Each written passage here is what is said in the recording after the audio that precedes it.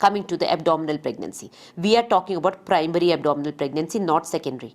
Secondary abdominal pregnancy, we know that it comes from the tube and it is a tubal perforation. It is not tubal abortion, it is not tubal rupture. It is tubal perforation that we discussed in the previous chapters, that how it perforates. Slowly either it goes into the broad ligament or goes from the anti-mesenteric border, goes inside the intra-abdominal space. Okay. Now primary abdominal pregnancy, it is rare.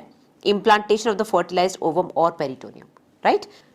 The abdominal pregnancy is very, very rare, the primary abdominal. Implantation of the fertilized ovum on the peritoneum. So what is happening is the ovum which is fertilized in the tube, it is not coming here, it is not coming here, it is going out and it is implanting on the peritoneum and it is looking for a parent organ to get the blood supply. Okay. So what are the criteria? Very important, they keep asking this, the criteria and the name. You get confused. 2D4 is for abdominal pregnancy. Okay. So there are different criterias. Let us write down the criterias. Now if it has to be primary abdominal, there shouldn't be any evidence that it has come from the tube. Okay. So it has to be a young pregnancy. Young pregnancy means not a very late gestation, like for example 7 weeks, she has a history of amenorrhea of 7 weeks and now she's coming with pain and bleeding, and then you realize that okay, the tube has aborted or it has perforated and gone into the abdomen. No, it should be a very early 10-12 days pregnancy, and so that you feel that okay, it was implanted in the abdomen itself, it was not from the tube. Okay.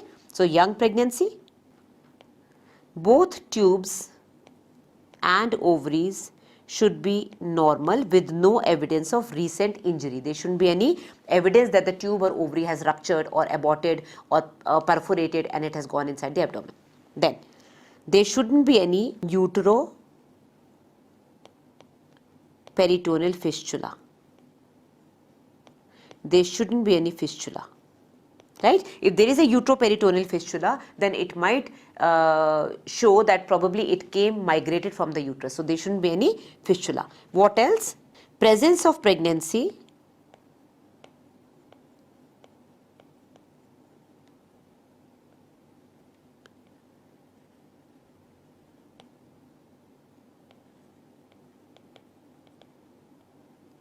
related exclusively to the peritoneal surface. So when you open the abdomen or you do a sonography, you feel that it has been implanted there itself. Okay, it is more of a naked eye examination, what is shown in the diagram here, that you can see that the oviduct is intact, that is a tube, and you can see that the fetus is growing outside. Okay, it is growing outside. So it doesn't look like it has come from the tube. I have seen only one case so far in my 25 years of career, one secondary abdominal pregnancy in which the placenta was attached to the liver and we delivered the patient by cesarean, and that case came in one of the journals also, Indian journals I guess. So that was a full-term pregnancy. She didn't know. She never came for follow-up. She never came for antenatal care. So that was a secondary abdominal pregnancy with tubes intact. So maybe it was a tubal perforation because she came so late, we don't know. Tubes must have healed by then.